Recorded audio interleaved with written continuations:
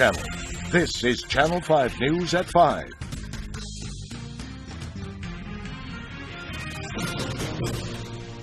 Breaking news, Channel 5 News now knows the identity of the Starr County Sheriff's deputy who was busted trying to smuggle pot. Amy Reyes now facing drug charges. She was arrested trying to smuggle marijuana from Rio Grande City to Houston last week. The deputy was arrested along with her brother at the Hebronville checkpoint just west of Falfurrias. A criminal complaint shows 24 bundles of pot were found in a hidden compartment. During the questioning, the sheriff's deputy said she was going to get paid $1,000 for her involvement. Her preliminary hearing is set for the 26th. Faucet water has folks in One Valley City pretty concerned. Yeah, they say the color does not look good, so they're asking 5 on your side for help. Our John Bartell is in our studio with his investigation. John? That's right. Residents in San Benito may have to live with this yellow-tinted water for a few more days. A break in the water main is causing a big ripple effect. Joe Gonzalez doesn't claim to be an expert on color. That matches his shirt color. You see? But he knows one thing for sure. Something's wrong with his water. This one's faucet. The off-colored water problem started in Gonzalez's neighborhood yesterday. He showed us water inside and out. We've been calling and they never do nothing about it, so... There's a lot of different areas that have pressure differentials, which contributes to the color. Ramon Gonzalez with Military Highway Water Supply tells us an independent contractor accidentally broke a 10-inch main line just outside of San Benito. The repairs were made, but the damage affected the whole system. We're working on it as we speak. I have people out there flushing different areas. Hopefully, next few days, maybe less. Now, the water department says the yellow water that's coming out of these pipes isn't dirt. It's actually mineral deposits. You see, over time, natural mineral deposits cling to the inside of the tube here and create these chips. If there's a break in the pipe or a water pressure level drops, these chips break off and dissolve into the water, making the yellow water. It's not dangerous. You can actually eat them. And sampling the water, we've got good chlorine and so forth in our water. Gonzalez is still a little weary about the color. He'll save this yellow mineral water for the plants. A Military Highway Water Supply says the water should be cleared up in the next few days. If you have off-colored water, give them a call and they'll flush the lines for you. That number is 565-2416. John Bartell, Channel 5 News at 5. If you need 5 on your side, just fill out the form on our website or send us an email at 5onyourside@krgv.com. Across the valley today, clouds really hanging in there. They moved in during the overnight hours and kept temperatures from getting as cold as it could have. And during the daytime today, we actually got back up to 60 in Brownsville. The upper valley staying in the upper 50s all day. The dew point's coming up to 45 right now. Winds out of the north-northeast about 7. Looks like we're going to warm up the rest of the week, but sunshine, don't count on a lot of that. Close look at your first 1-5 forecast in a few minutes.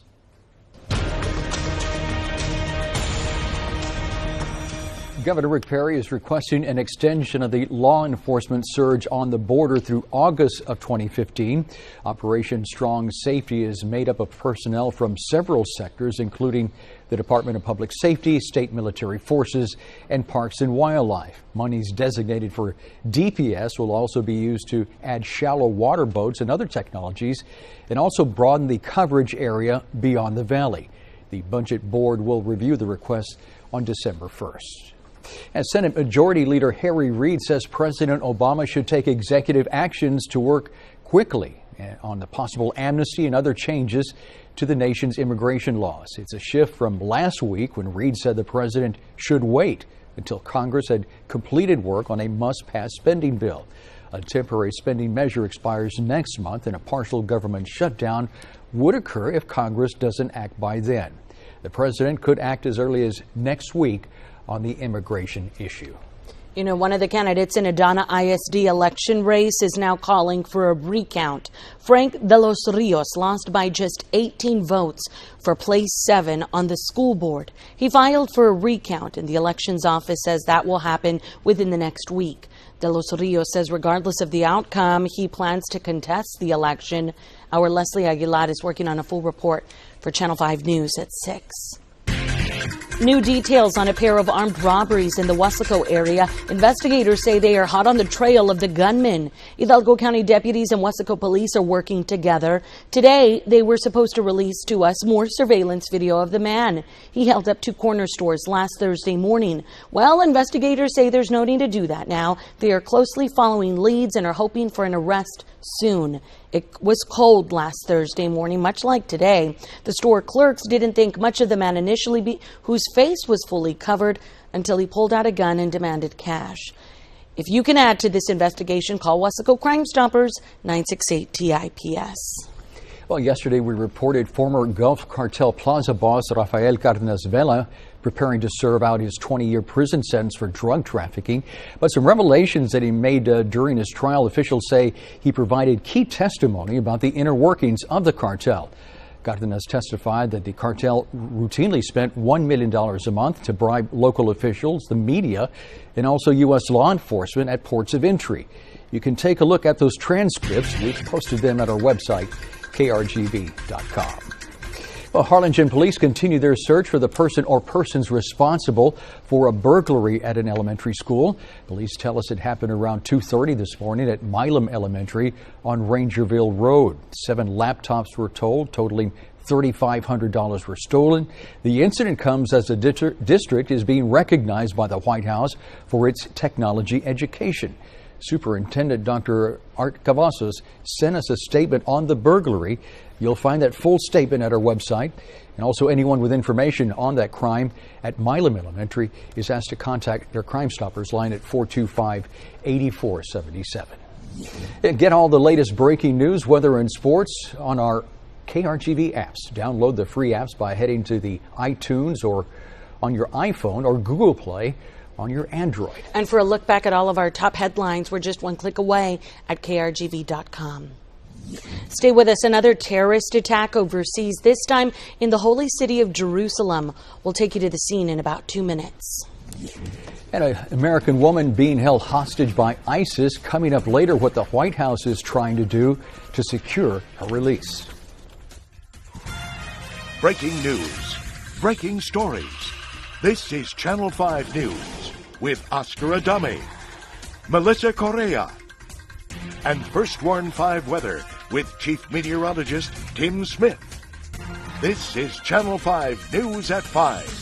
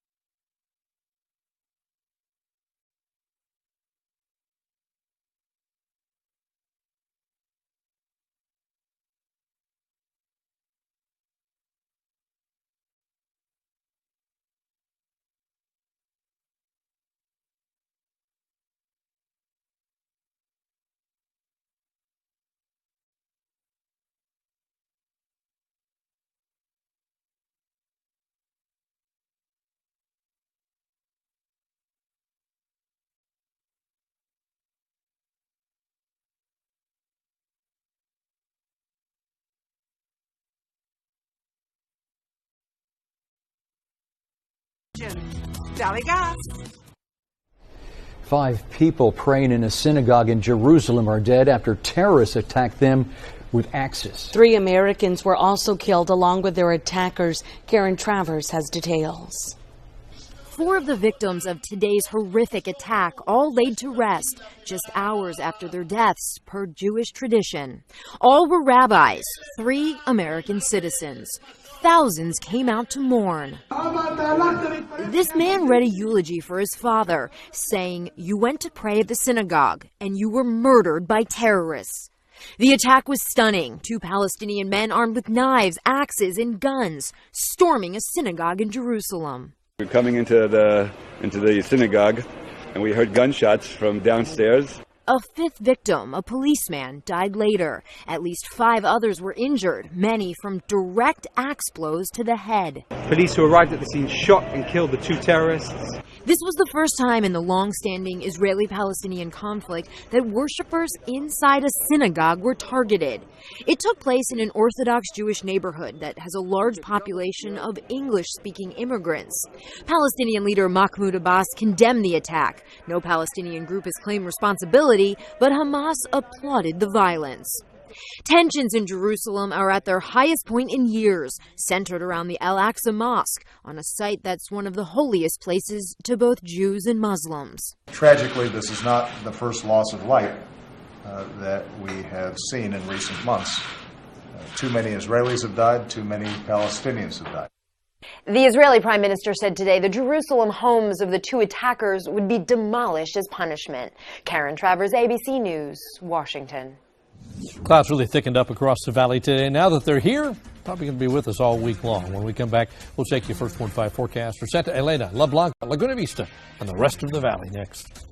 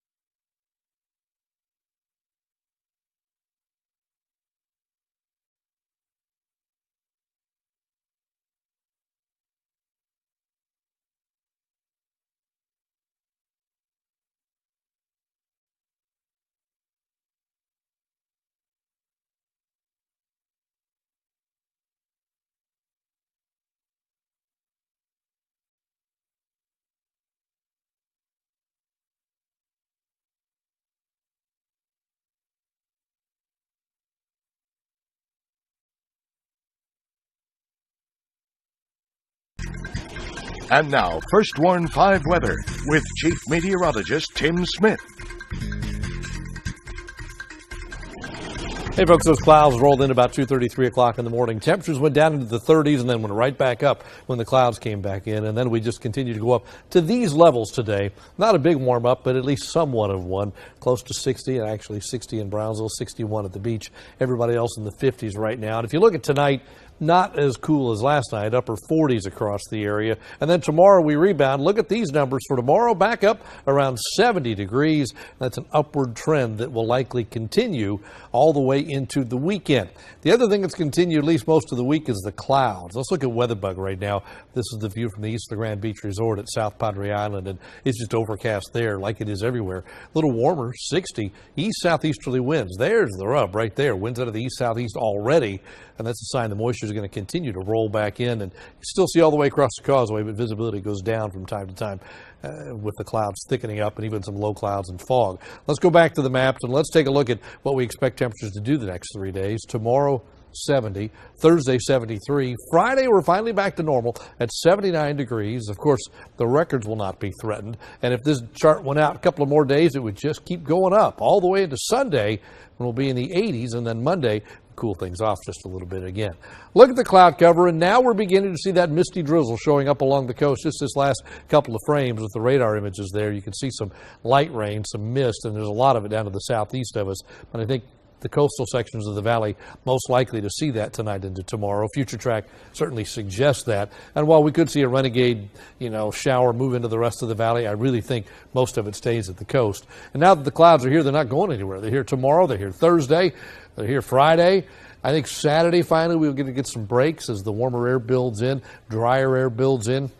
But again, at least a few sprinkles around the rest of the week. Holding that rain chance right at 20%. I don't think there's a big rain day at all, but I think there may be, again, some of that spotty drizzle and some sprinkles around the area through the rest of the week. Notice most of Texas is quiet today. All the action's down here. High pressure's already over Louisiana, moving quickly to the east, so our southeasterly wind will kick back in. That's what's helping to warm things up, but it also brings moisture in, moisture that's going to be with us the rest of the week. Again, it's not until Saturday when we see a push of dry air come racing into the region. There's going to be an upper air disturbance go across to the north of us, triggering showers and probably thunderstorms, perhaps even some severe weather in southeast Texas, but rain all the way down to maybe Laredo to Corpus Christi. I think it should stay north of us. We're going to be on the south side looking up at that rain, but at the same time, once it goes by, drier air should sweep in, and we should see some nice weather for the second half of Saturday and for Sunday. Temperature statewide, 40s and 50s right now, so it's kind of leveling out. For us tonight, 48 for a low, mostly cloudy with spotty drizzle, especially near the coast. Same thing goes for tomorrow. Some spotty stuff near the coast. Can't rule something out inland, but I think the vast majority of the moisture stays right at the coast. 70 for a high, so we do rebound. Rebound even more on Thursday and even more than that on Friday. Look at the weekend. I think Saturday starts with clouds. You wake up, it's still messy outside, but by the end of the day, the sun takes over. We're up to 84. Sunday, mostly sunny at 86. And then a couple of fronts next week, and we stair-step back down. 77, 69, but that downward trend ends before Thanksgiving. Looks like we'll be pretty nice for Thursday. That is your updated First Warn 5 forecast. The White House is taking a hard look at its hostage policy. A young American woman is now held captive by ISIS. We'll tell you the efforts to secure her release. And a terrorist plot to kill Bill and Hillary Clinton thwarted. Where the allegation is coming from and who was planning it. That's next on Channel 5 News at 5.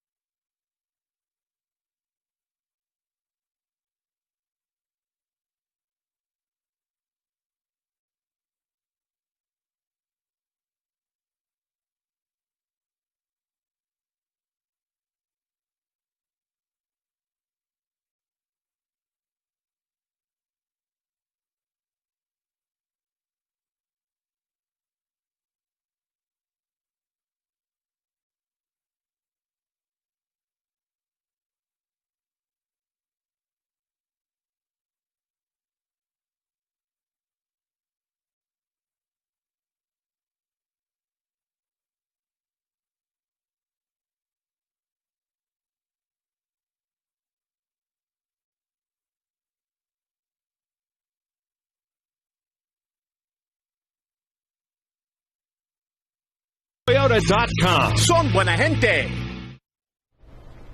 A 26-year-old American woman is believed to be the last U.S. hostage held by ISIS. And now President Obama is ordering a full review of the U.S. government's hostage recovery policy.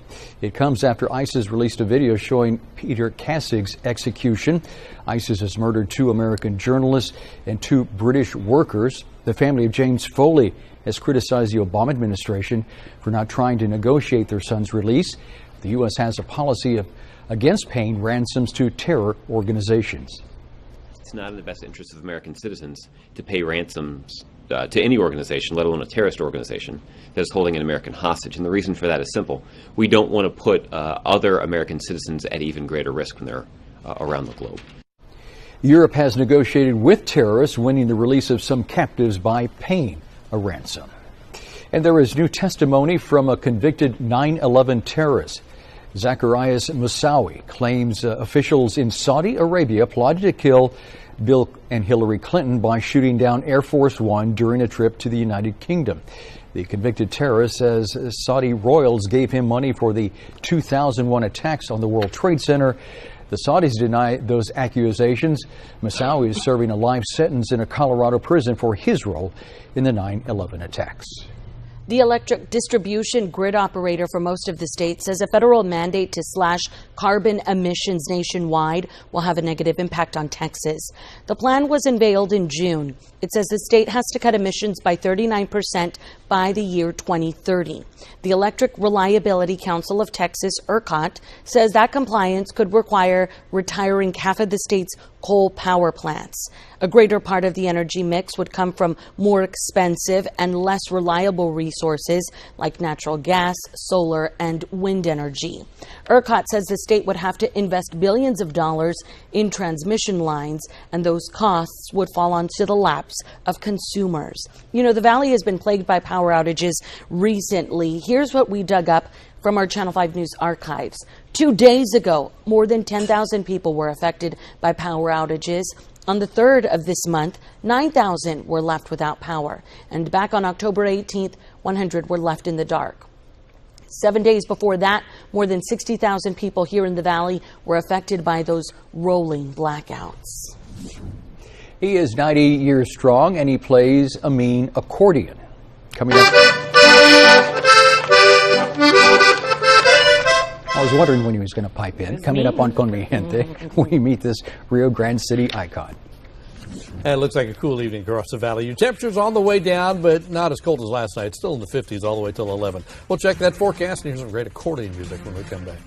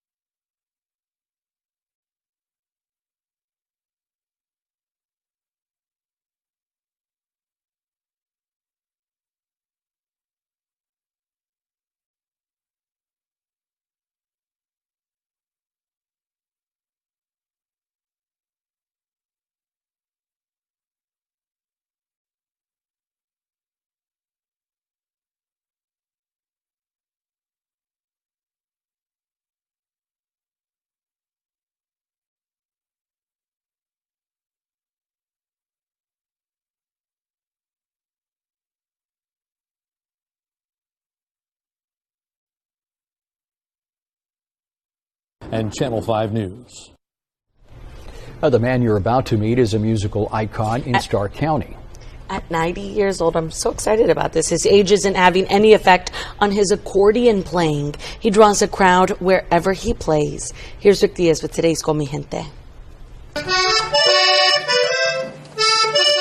Meet Rodrigo Garcia. He picked up his first accordion when he was about 14, he says. That means he's been playing for 76 years. ¿Y le gustó de un principio? Sí, de un principio. Sí, me gustó. Y todavía me gusta.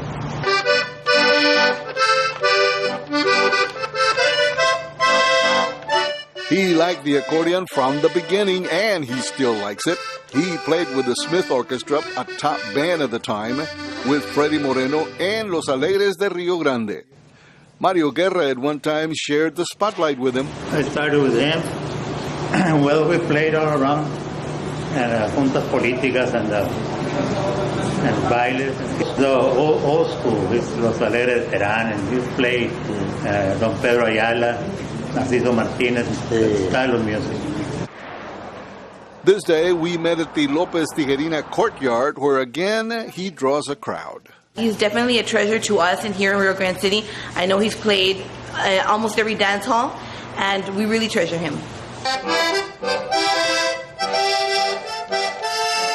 One of his favorite places to play was the Roundup. At one time, this was the social place for all of Rio Grande City. Oh, I think he's fabulous. He's truly a musical icon. At his young age of 90, he puts us all to shame. His nickname, by the way, is El Sueño, and he has been honored during Rio Grande City's Vaquero Days. Rio Grande City and Stark County has a lot of color, and part of that color comes from gentlemen like Mr. Garcia, of course. Mayor Ruben Villarreal says Garcia is part of Rio Grande City's history. It's a part of. If you didn't go out to a dance, if you didn't get music, if you didn't know how to dance, you weren't going to meet girls, you weren't going to meet people, so... Pues íbamos a Laredo, Macallen, Mission, Falfurrias.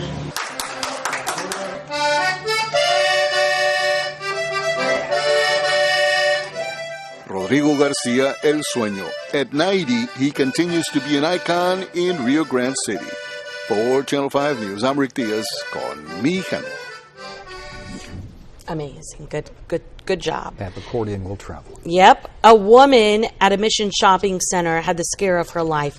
A pair of drivers boxed her in a parking spot. She says she thought she was about to be ambushed. On Channel 5 News at 6, the warning from one shopper to another. And elections have come and gone, but signs are still there. So who's responsible for making sure they come down? Michael Scott looks for the answer. Warming up in the days ahead. Still a lot of clouds all week, though. We won't be until the weekend when we see some sunshine again. But, boy, when the sun comes out, it warms up. Look at that, 84 Saturday, 86 on Sunday. And then another front cools it off a little bit for early next week, but doesn't look to be particularly strong. But count on plenty of clouds this week. A little drizzle from time to time. Just a cloudy and mild week all the way around. We'll update that forecast for you coming up at 6 o'clock. That forecast is looking mighty fine tomorrow. 70 degrees. Not bad. Hang in there. Hang in there. Thank you so much for sticking with us, for hanging with us today. Have yourself a great evening. Bye-bye.